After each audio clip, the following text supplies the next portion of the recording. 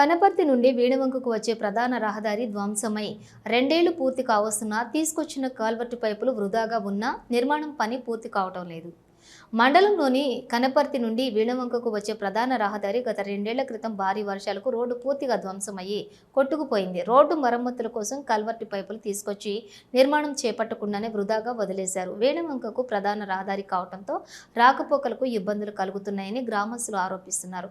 ఇటీవల కొద్ది రోజుల నుండి ఎడతెరిపి లేకుండా వర్షాలు కురవడంతో వరద నీరుతో రాకపోకలకు ఇబ్బందులు ఎదురయ్యే ప్రమాదం ఉంది. ఇప్పటికైనా సంబంధిత అధికారులు చర్యలు తీసుకుని రాకపోకలకు ఇబ్బందులు కలగకుండా కల్వర్టు పనులు చేపట్టాలని గ్రామస్తులు కోరుతున్నారు.